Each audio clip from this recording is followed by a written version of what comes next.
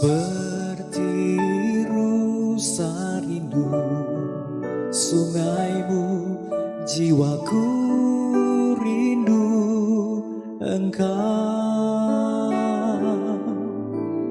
Kaulah Tuhan hasrat hatiku, ku rindu menyembahmu.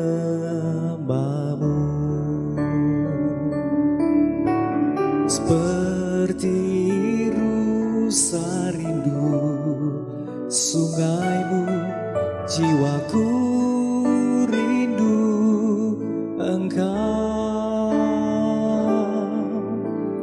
Kaulah Tuhan hasrat hatiku, ku rindu menyembahmu.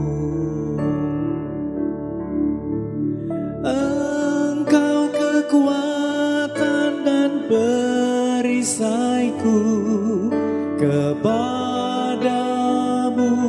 rohku berserah. Haleluya, haleluya, haleluya. Shalom umat Tuhan, bagaimana kabarnya hari ini? Saya percaya bahwa kita semua menikmati kebaikan Tuhan. Dan itu sebagai bukti penyertaan Tuhan yang sempurna buat kita semuanya. Kita akan memuji Tuhan, Tuhan Yesus sangat baik. Haleluya. Mari semuanya bertepuk tangan buat Tuhan kita.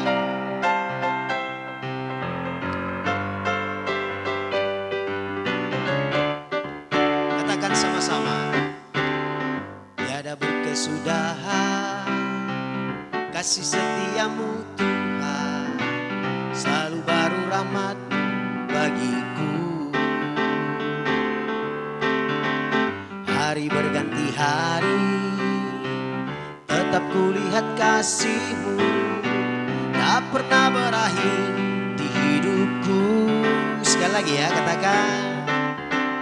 Tiada berkesudahan kasih setiamu Tuhan, selalu baru rahmat-Mu bagiku.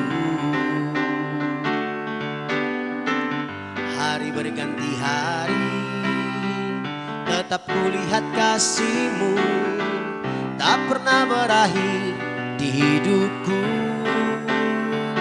Tuhan Yesus baik, sungguh amat baik, untuk selama-lamanya. Tuhan Yesus baik, Tuhan Yesus baik, sungguh amat baik, untuk selama-lamanya. Tuhan Yesus baik. Tiada berkesudahan kasih setiamu Tuhan, selalu baru rahmat-Mu bagiku. Hari berganti hari, tetap kulihat kasih-Mu, tak pernah berakhir di hidupku. Tuhan Yesus baik, sungguh amat baik, untuk selama-lamanya. Tuhan Yesus baik, Tuhan Yesus baik, sungguh amat baik, untuk selama-lamanya. Tuhan Yesus baik, dari selama-lamanya sampai selama-lamanya, untuk selama-lamanya. Tuhan Yesus baik. Tepuk tangan buat Tuhan kita yang baik. Haleluya, haleluya. Mari siapkan hatimu untuk menyembah Tuhan hari ini, untuk meninggikan Dia. Haleluya. Layakkan kami semuanya Tuhan. Perkenanan-Mu terjadi atas hidup kami. Dan Roh Kudus yang mengajari kami untuk bermazmur, menyembah Bapa dalam roh dan kebenaran. Terima kasih Roh Kudus, kami mengasihi-Mu. Terpuji Engkau Tuhan. Dalam nama Yesus. Dalam segala keadaan, Yesus Kau selalu ada. Ku percaya Kau besertaku. Pergumulan tetap ada, namun Kau jawabannya. Ku percaya Kau harapanku. Sekali lagi katakan. Dalam segala keadaan, Yesus Kau selalu ada. Ku percaya Kau besertaku. Pergumulan tetap ada, namun Kau jawabannya. Ku percaya Kau harapanku. Yesus, aku percaya. Yesus, Kau selalu ada. Yesus, aku percaya. Selalu Kau jawabannya. Tuhanlah yang menjadi jawaban buat kita semuanya. Dalam segala keadaan, Yesus Kau selalu ada. Ku percaya Kau besertaku. Pergumulan tetap ada, namun Kau jawabannya. Ku percaya Kau harapanku. Yesus, aku percaya. Yesus, Kau selalu ada. Yesus, aku percaya. Selalu Kau jawabannya. Yesus, aku percaya. Yesus, Kau selalu ada. Yesus, aku percaya. Selalu Kau jawabannya. Yesus, aku percaya. Yesus, Kau selalu ada. Yesus, aku percaya. Selalu Kau jawabannya. Yesus, aku percaya. Yesus, Kau selalu ada. Yesus, aku percaya. Selalu Kau jawabannya. Selalu Kau jawabannya. Selalu Kau jawabannya. Haleluya. Kami sembah Engkau Tuhan. Kami memuji nama-Mu yang kudus. Kau selalu ada. Kau selalu ada bagi kami. Kau tak pernah tinggalkan kami. Kau tetap ada. Tak pernah sedetik pun kau tinggalkan anak-anak-Mu Tuhan. Kau selalu ada. Kau selalu ada. Kasih-Mu mengalir, kasih-Mu selalu ada bagi kami anak-anak-Mu. Kami sembah Engkau, kami memuji-Mu Tuhan. Kami tinggikan nama-Mu, kami agungkan Engkau Bapa yang kekal, Bapa yang terbaik. Kami sembah selama-lamanya. Tak pernah berubah, tak pernah berubah. Kasih setia-Mu Tuhan, kasih setia-Mu tak pernah berubah. Tak pernah berubah Tuhan. Rahmat-Mu selalu baru setiap pagi. Haleluya, haleluya. Tiada yang seperti-Mu, tiada yang seperti-Mu Tuhan. Engkau baik, Engkau baik, sangat baik, teramat baik. Ajaib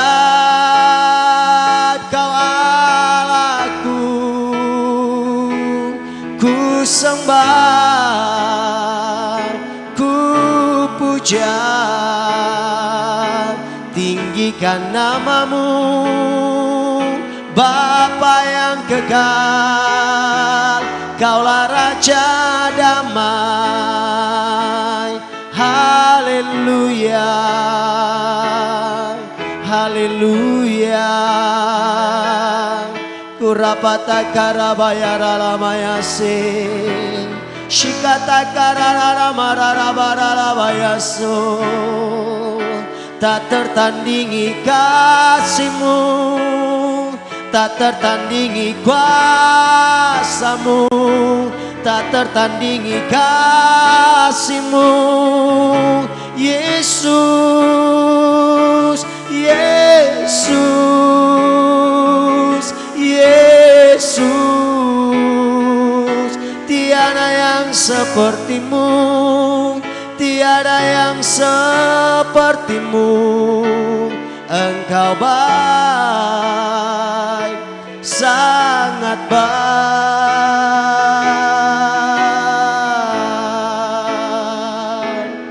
Haleluya. Terima kasih Tuhan, terima kasih. Kami percaya Tuhan, pergumulan tetap ada, namun Engkau Tuhan selalu ada bersama kami, yang memberikan kekuatan, yang memberikan kemampuan, sehingga kami berkata segala perkara dapat kami tanggung di dalam Engkau Tuhan, yang telah memberikan kekuatan bagi kami. Terima kasih Bapa yang baik, terima kasih Yesus. Haleluya.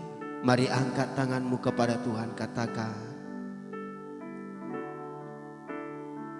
segala perkara dapat ku tangguh di dalam Dia yang memberi kekuatan. Tuhan Yesus penolong dan sahabat. Tetap percaya Tuhan setia. Segala perkara dapat ku tangguh. Di dalam Dia yang memberi kekuatan, Tuhan Yesus penolong dan sahabat. Tetap percaya, Tuhan setia.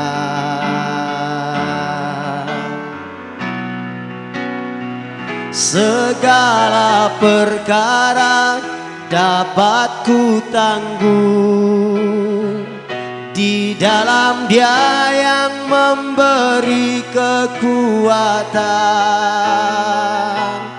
Tuhan Yesus penolong dan sahabat. Tetap percaya, Tuhan setia. Segala perkara dapat ku tangguh di dalam Dia yang memberi kekuatan. Tuhan Yesus penolong dan sahabat. Tetap percaya, Tuhan setia. Tetap percaya, Tuhan setia.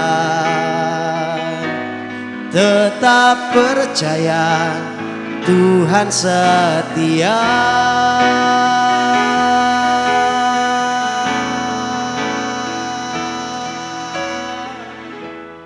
Senang bisa jumpa dengan saudara, puji Tuhan, saudara semua sehat, diberkati Tuhan. Saya pribadi ikut bersimpati dengan ada jemaat yang keluarganya, sahabat mereka, keluarga mereka dipanggil pulang sama Tuhan. Kami tetap berdoa supaya saudara tetap diberikan kekuatan oleh Tuhan.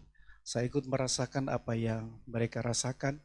Tidak mudah harus terpisah dengan orang yang mereka kasihi, tetapi saya tetap percaya apa yang Tuhan buat selamanya baik. Tidak ada kecurangan di hadapan Tuhan. Sekalipun mungkin hari ini kita belum mengerti, tapi satu saat kita akan tahu bahwa apa yang Tuhan buat selamanya mendatangkan kebaikan buat kita. Saya menghimbau buat jemaat Tuhan yang belum divaksin, ayolah saudara divaksin. Kalau mungkin ada di antara jemaat Tuhan yang punya penyakit bawaan, konsultasilah dengan dokter. Supaya diperiksa sama dokter. Saudara tidak perlu percaya dengan ada isu-isu, ada teori konspirasi, ada chip lah, ada tanda anam lah. Nggak usah percaya dengan hal yang seperti itu. Pemerintah buat aturan ini untuk kegunaan kita sendiri. Mungkin saudara tanya kalau sudah divaksin bisa nggak terinfeksi? Saya bilang mungkin bisa, tergantung daya tahan tubuh kita. Tapi tidak separah ketika ada orang yang belum divaksin. Saya percaya ada saudara mungkin yang sudah divaksin atau kena dengan virus corona ini, dan di Singapura mereka anggap itu seperti flu biasa karena sudah divaksin. Bahkan ada negara-negara yang lain sudah menganggap itu hal yang biasa. Dan puji Tuhan mulai bulan Januari saya baca berita sudah bisa di booster untuk masyarakat, bisa di booster untuk lebih supaya daya tahan kita, tubuh kita lebih kuat. Makanya saya himbau jemaat yang belum divaksin, ayolah saudara bertindak untuk supaya saudara bisa dapatkan vaksin, bisa browsing di mana tempat-tempat yang bisa saudara dapatkan vaksin itu. Dan kami juga mendukung program pemerintah. Pemerintah wakil Tuhan di bumi ini, kalau pemerintah suruh, kita harus lakukan untuk kebaikan kita masing-masing. Supaya kita bisa nyaman, aman ketika kita beribadah kepada Tuhan. Dan saya mau bilang bahwa hari-hari ini memang hari-hari yang jahat. Kita sudah berada di akhir zaman. Ada wabah-wabah, saya bilang tadi ada gelombang kematian, ada gelombang PHK, ada gelombang ekonomi, ada resesi. Dan kita tidak perlu kaget karena kita sudah berada di akhir zaman. Tadi saya bilang, Wahyu pasal 9 katakan bahwa sepertiga dari umat dunia ini akan mati. Berapa miliar penduduk dunia ini? Ada 6-7 miliar kira-kira. Sepertiga dari itu, kita bilang, akan mati. Mungkin yang mati sekarang baru ratusan jutaan. Tapi belum miliar. Dan kalau itu terjadi, saya tidak heran. Kenapa? Karena Alkitab sudah mencatat seperti itu. Bahkan akan terjadi kesulitan yang lebih parah, di mana secupak gandum sedinar harganya. Akan terjadi kesulitan yang luar biasa. Tetapi dengar, bagi anak-anak Tuhan akan dikecualikan sama Tuhan. Tuhan pasti menjaga kita. Tidak selai rambut kita akan jatuh tanpa seizin Tuhan. Katakan amin. Ya, tetap percaya sama Tuhan, tetap cari Tuhan. Saya berdoa supaya minggu depan dan minggu-minggu seterusnya lebih rajinlah untuk ibadah kepada Tuhan. Cari Tuhan selama ia masih berkenan ditemui. Berseru kepada Tuhan selagi ia masih mau dekat. Selagi ada kesempatan untuk kita cari Tuhan, carilah Tuhan dengan sungguh-sungguh. Supaya Tuhan bisa menolong dan memberkati hidup kita semua. Percaya, katakan amin. Di dalam keluaran 13 ayat yang ke-17 sampai ayat yang ke-18. Keluaran 13 ayat yang ke-17 dikatakan begini. Setelah Firaun membiarkan bangsa itu pergi, Allah tidak menuntun mereka melalui jalan negeri orang Filistin. Walaupun jalan itu yang paling dekat, sebab firman Allah, jangan-jangan bangsa itu menyesal apabila mereka menghadapi peperangan sehingga mereka kembali ke Mesir. Ayat 18, baca sama-sama, 2-3. Tetapi Allah menuntun bangsa itu berputar melalui jalan di padang gurun menuju ke Laut Teberau. Dengan siap sedia berperang, berjalanlah orang Israel dari tanah Mesir. Saudara, Alkitab mencatat ketika Firaun membebaskan orang Israel dari perbudakan, maka Tuhan tidak menuntun orang Israel ke jalan yang jaraknya lebih dekat untuk pergi ke tempat orang Filistin, Kanaan. Ada jarak yang lebih dekat, tetapi Tuhan tidak bawa mereka di sana. Tuhan punya alasan sendiri. Kenapa Tuhan tidak bawa mereka ke jalan yang seperti itu? Tapi Alkitab mencatat justru Tuhan bawa mereka berputar di padang gurun melewati Laut Teberau yang jaraknya lebih jauh. Tuhan tidak bawa mereka ke jalan yang lebih dekat, tapi Tuhan bawa mereka berputar ke jalan yang lebih jauh. Mungkin orang Israel berpikir, kenapa Tuhan bawa mereka ke jalan jarak yang lebih jauh sampai ke Kanaan? Kan ada jalan yang paling dekat. Mungkin pikiran kita berkata, kok tega ya Tuhan? Kenapa Tuhan mau menyusahkan orang Israel seperti itu? Mungkin kita bilang, Tuhan ini rasanya nggak fair. Kenapa ada jalan yang lebih dekat, Tuhan bawa yang berputar lebih jauh? Saya mau bilang buat kita semua, satu hal yang perlu kita ketahui bahwa Tuhan tidak pernah bekerja dengan cara berpikir manusia. Sekali lagi, Tuhan tidak pernah bekerja dengan cara berpikir manusia. Alkitab bilang, pikiran Allah tidak bisa kita selami dengan pikiran kita manusia. Pikiran Tuhan tidak bisa kita selami dengan pikiran kita manusia yang tidak sempurna ini. Sebab Tuhan punya konsep yang sangat berbeda dengan konsep yang dipikir oleh manusia. Satu kali bangsa Israel menghadapi peperangan bersama dengan orang Bani Amon dan Bani Moab. Ketika mereka akan berperang, maka Raja Yosafat itu berdoa sama Tuhan, minta petunjuk Tuhan. Dan Tuhan bilang begini, tempatkan para penyanyi di depan, pengangkat panji-panji di depan, tempatkan para pemuji-pemuji di barisan yang paling depan. Baru di belakang adalah mereka yang bawa senjata. Saudara, secara akal harusnya dalam peperangan yang ditempatkan mereka yang bawa senjata dong. Masa yang ditempatkan para penyanyi-penyanyi? Mungkin berhadapan dengan Bani Amon, Bani Moab. Mungkin ketika mereka sudah angkat senjata mau berperang, yang mereka lihat penyanyi. Mungkin bagi Bani Amon dan Bani Moab mungkin berpikir ini orang Israel sudah gila. Di mana-mana kalau berperang, orang yang pegang senjata paling depan. Ini nggak masuk di akal. Ini bukan konser, ini perang mati hidup. Ya, tetapi saudara lihat bagaimana Alkitab mencatat ketika mereka mulai menyanyikan pujian, kira-kira ketika sedang mau berperang, mereka nyanyi, kami memuji kebesaran-Mu. Kira-kira seperti itu. Dan Alkitab mencatat, Tuhan buat Bani Amon dan Bani Moab, mereka berperang sendiri. Mereka sendiri yang berperang, mereka sendiri yang bunuh-bunuhan. Sehingga orang Israel cuma lihat. Dan mereka hanya tinggal menjarah apa yang ditinggalkan oleh musuh mereka. Apa yang Tuhan buat tidak masuk di akal kita. Tetapi itulah cara Tuhan. Satu kali Naaman, panglima Raja Aram, dia kena kusta. Dan dia pergi kepada Elisa sama dengan bujangnya. Minta supaya Elisa mendoakan Naaman. Kemudian Naaman bilang, kalau begitu pergi berendam di sungai Yordan. 7 kali berendam di sana. Tidak masuk di akal. Di mana-mana kalau orang datang berdoa mungkin ditumpang tangan. Atau dikasih kata-kata nubuatan, apalagi yang dia datang kepada seorang nabi. Tapi yang dilakukan oleh Tuhan lewat Nabi Elisa.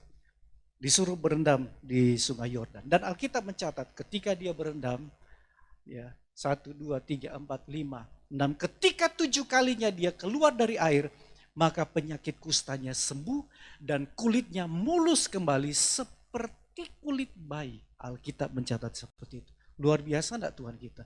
Dia tidak pernah bekerja menurut pemikiran kita. Di dalam Lukas pasal yang ke-6 ayat yang ke-38, Tuhan bilang, beri maka kamu akan diberi, satu takaran dipadatkan yang digoncang, dan yang tumpah keluar Tuhan akan beri. Sebab ukuran yang kamu pakai untuk mengukur, ukuran itu yang akan diukur balik kepadamu. Saya bilang, ini kunci untuk kita diberkati Tuhan. Tetapi kunci untuk kita diberkati Tuhan berbeda dengan konsepnya manusia. Ekonomi manusia untuk supaya kita bisa kaya, terima sebanyak-banyaknya, keluar sedikit-dikitnya. Kalau perlu makan lagi irit, kalau boleh cuma nasi putih kecap garam. Ya, terima sebanyak-banyaknya, keluar sedikit-dikitnya. Itu prinsip ekonomi. Tapi prinsip Tuhan berbeda. Kalau kamu mau jadi kaya, kalau kamu ingin diberkati Tuhan, keluar sebanyak-banyaknya. Tuhan akan isi lebih banyak daripada itu. Satu takaran yang dipadat, digoncang, dan yang tumpah keluar, Tuhan akan beri dalam kehidupanmu. Tuhan tidak pernah bekerja dengan pikiran kita manusia. Pilihan semua ada di tangan kita. Kita mau percaya apa kata Tuhan, atau kita mau percaya apa kata manusia.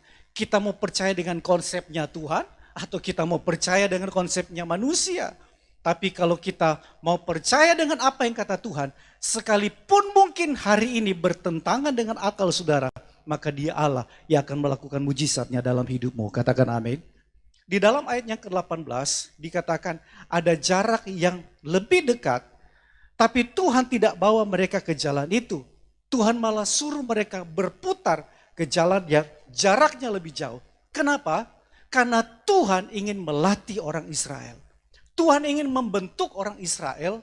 Tuhan ingin memproses orang Israel supaya mereka menjadi bangsa yang kuat. Orang Israel itu cuma pekerja kasar di Mesir. Orang Israel itu cuma kuli. 450 tahun mereka hidup dalam sebagai budak di Mesir. Mereka tidak tahu berperang. Mereka tidak tahu angkat senjata. Yang mereka tahu cuma pekerja kasar. Nah, Tuhan tidak mau bangsa Israel menjadi bangsa yang seperti itu. Jadi bangsa kuli. Nah, Tuhan sengaja bawa mereka di padang gurun, bahkan berhadapan dengan musuh-musuh yang harus mereka hadapi. Karena Tuhan ingin melatih orang Israel supaya menjadi bangsa yang hebat, bangsa yang kuat. Dan terbukti hari ini Israel menjadi bangsa yang ditakuti dunia. Penduduk Israel cuma 7, 8, paling tinggi 9 juta. Tetapi hari ini mereka punya persenjataan yang hebat. Hari ini mereka punya tentara yang hebat. Hari ini mereka punya pemikiran-pemikiran, punya pabrik-pabrik yang luar biasa. Punya persenjataan yang luar biasa. Berapa waktu yang lalu saya terima broadcast dari salah satu tour leader ya di Israel, bahkan ada teman di sana. Mereka bilang sama saya bahwa di Israel sudah diumumkan pandemi berakhir. Semua sudah divaksin Pfizer dan sudah booster.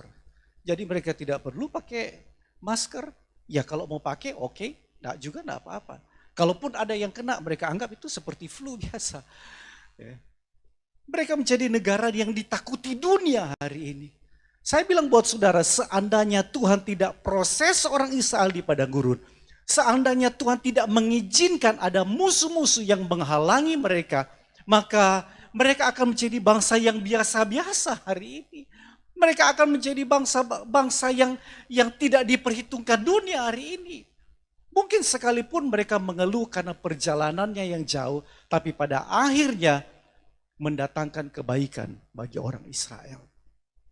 Mungkin hari ini ada di antara kita yang sedang diproses sama Tuhan seperti ada di padang gurun. Seperti ketika orang Israel ada di padang gurun. Mungkin rasanya tidak kuat. Mungkin kita bilang, Tuhan ini terlalu berat. Mungkin kita bilang, Tuhan kenapa bisa seperti ini? Kita ingin teriak, kita ingin nangis, kita ingin lari dari keadaan. Bahkan mungkin ada di antara saudara yang mungkin sudah hampir menyerah, hampir putus asa. Saya bilang bahwa ada kalanya Tuhan berbuat seolah-olah dia menutup telinganya. Ketika saudara berdoa sama Tuhan, dia berbuat seolah-olah dia menutup telinganya. Ada kalanya dia sengaja membiarkan kita sepertinya berada di tengah lautan yang tidak ada tepiannya. Tetapi dengar, Tuhan sengaja lakukan yang seperti itu karena dia mengasihi kita semua. Dia ingin proses kehidupan kita. Dia ingin latih kerohanian kita. Dia ingin membentuk bencana hati kita. Supaya kita menjadi umat yang baik dalam pandangan Tuhan.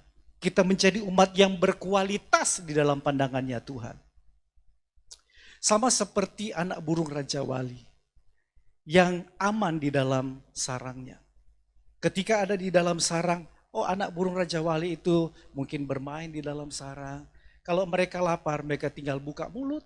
Kemudian induk burung Raja Wali akan bawa makanan, bahkan menyuap di mulut daripada anak burung Raja Wali. Mereka terima semuanya baik. Tapi ada saatnya induk burung Raja Wali harus melatih anak-anaknya untuk bisa terbang. Dia harus melatih anak-anaknya untuk mandiri. Apa yang dia lakukan oleh induk burung Raja Wali? Dia membongkar sarangnya. Dia memporak-porandakan sarangnya. Dan membiarkan anak burung Raja Wali itu jatuh. Mungkin anak burung Raja Wali akan teriak ketakutan di dalam. Kenapa tiba-tiba induk burung Raja Wali menghancurkan sarang saya? Mungkin dia menuduh induknya jahat. Kalau anak burung Raja Wali bisa bicara, mungkin dia akan teriak, dia bilang, Mama kenapa bisa seperti ini? Mama ini tempat saya sudah nyaman dengan tempat ini. Kenapa Mama tega lakukan ini? Saya bilang buat saudara, kenapa induk burung Raja Wali tega melakukannya? Apa karena dia benci anaknya? Tidak. Dia mengasihi anaknya. Tapi dia memporak-porandakan sarangnya. Karena induk burung Raja Wali ingin supaya anak-anaknya bisa terbang. Andaikan dia ada di sarang terus sampai besar, maka burung Raja Wali tidak akan pernah terbang. Dia biarkan anak-anaknya jatuh, tapi sebelum menyentuh tanah, maka burung Raja Wali itu akan menyambar, bawa di atas pundaknya. Dia terbang tinggi, dia jatuhkan anaknya. Berkali-kali dia lakukan itu, bukan karena dia benci, tapi karena dia ingin melatih anaknya supaya kuat dan supaya bisa terbang. Mungkin hal yang seperti itu yang Tuhan sedang lakukan buat kita. Dia membongkar sarang kenyamanan saudara. Mungkin awalnya keadaan kita baik, keuangan kita baik, pekerjaan kita baik. Tetapi hari ini dia bongkar sarang kenyamanan kita. Dan kita bilang, Tuhan kenapa seperti ini? Tuhan kenapa bisa keadaan yang begini? Saya sudah lakukan ini dan itu sama Tuhan.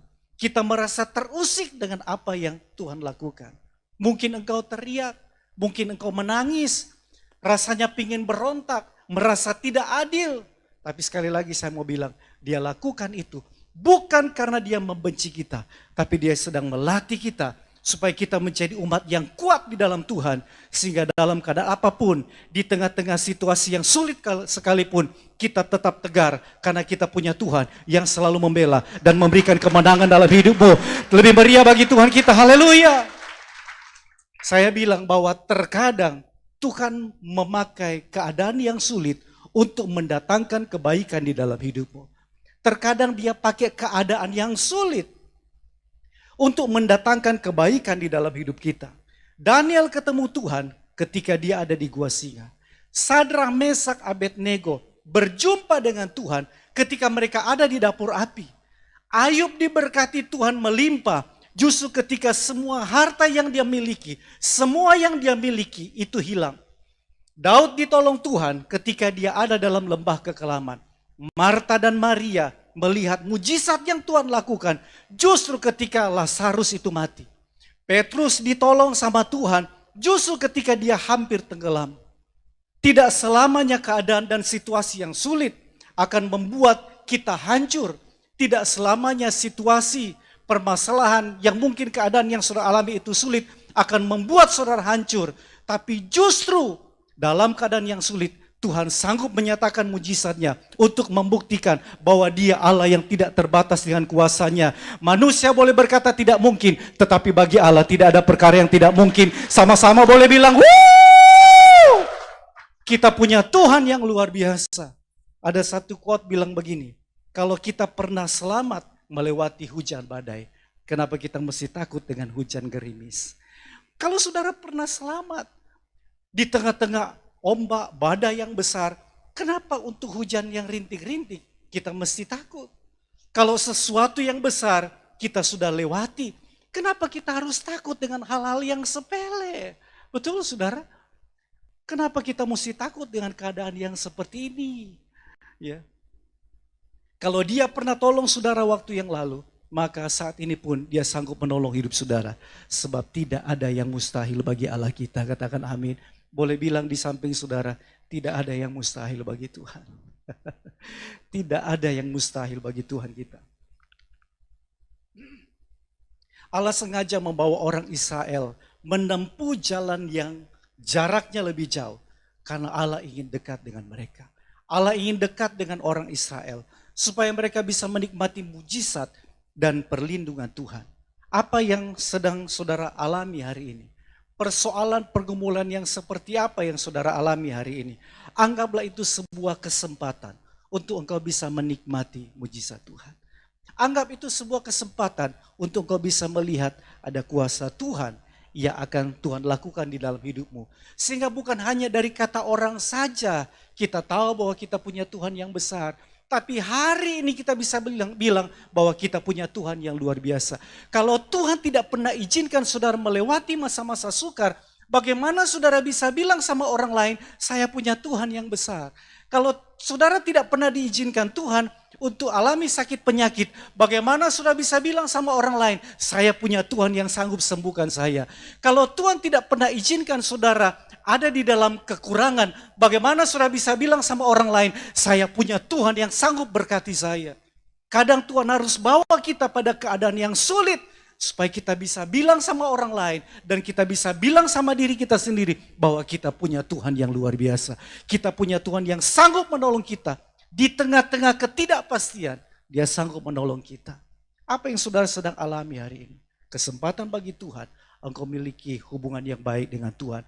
Engkau tidak pernah dibiarkan sendiri sama Tuhan. Engkau ada di dalam hati Tuhan. Engkau ada di dalam pikiran Tuhan. Engkau ada di dalam rencana Tuhan yang baik. Dan rencana Tuhan yang baik dalam hidupmu, masa depan yang penuh dengan pengharapan. Bahkan keturunan kita, Alkitab bilang, akan perkasa di bumi ini. Dan kita akan hidup di dalam berkat Tuhan. Saudara berkati dengan firman Tuhan, jangan pernah putus asa, jangan pernah menyerah.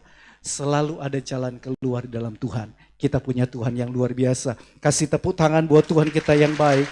Haleluya, haleluya. Kita akan masuk dalam perjamuan kudus. Bagi jemaat Tuhan, sudah bisa siapkan roti atau sirup atau teh, dan kita akan sama-sama untuk lakukan perjamuan kudus.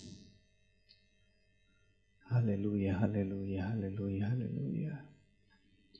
Persiapkan hati kami Tuhan, sucikan layakkan kami, kuduskan kami, supaya kami layak ambil roti dan minum dari cawan-Mu yang kudus, dan kami menghormati pengorbanan-Mu buat kami.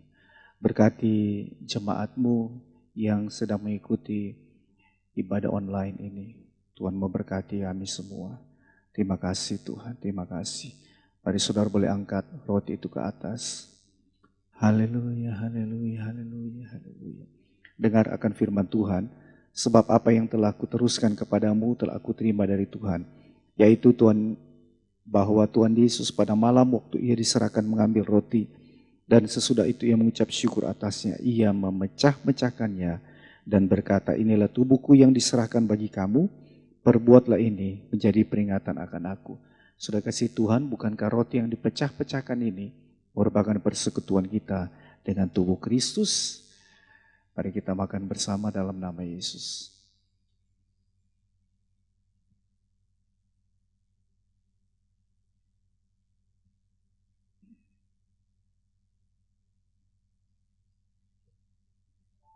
Mari angkat cawan itu ke atas.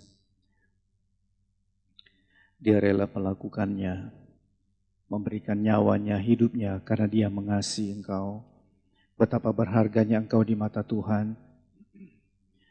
Haleluya, haleluya. Dengar akan firman Tuhan. Demikian juga ia mengambil cawan sesudah makan lalu berkata, cawan ini adalah perjanjian baru yang dimateraikan oleh darahku. Perbuatlah ini setiap kali kamu meminumnya menjadi peringatan akan aku. Saudara kasih Tuhan, bukan cawan pengucapan syukur yang atasnya kita ucapkan syukur, merupakan persekutuan kita dengan darah Kristus. Mari kita minum bersama dalam nama Yesus. Terima kasih Tuhan, kami percaya tubuhmu sudah menyatu dengan tubuh kami, darahmu sudah menyatu dengan darah kami, dan apa saja yang kami perbuat dengan kedua tangan kami, Tuhan janji semuanya berhasil. Berkati semua jemaat Tuhan yang mengikuti ibadah online ini dalam pekerjaan, dalam usaha, dalam apapun yang mereka kerjakan. Selama mereka mengandalkan Tuhan, Tuhan akan memberkati kehidupan mereka.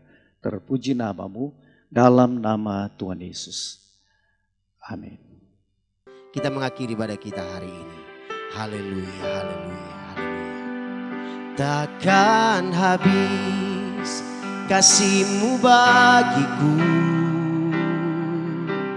mengalir di sepanjang hidupku. Tak berubah setiamu padaku, selamanya Kau ku sembah.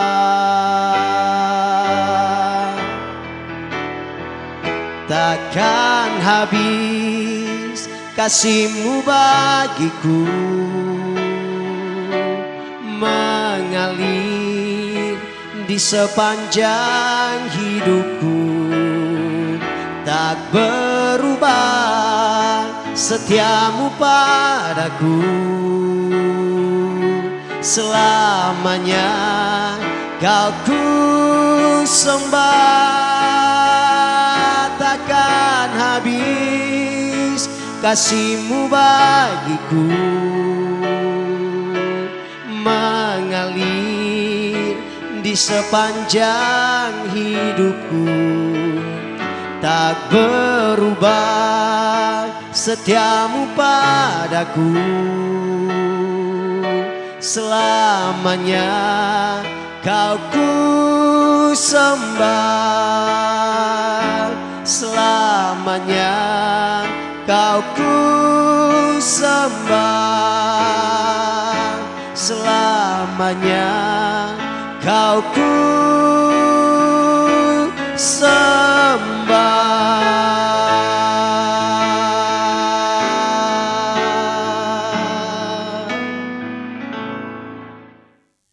Mari angkat kedua tangan saudara dan terima berkat Tuhan. Tuhan memberkati engkau dan melindungi engkau. Tuhan menyinari engkau dengan wajahnya dan memberikan engkau kasih karunia. Tuhan menghadapkan wajahnya kepadamu dan memberikan engkau damai sejahtera.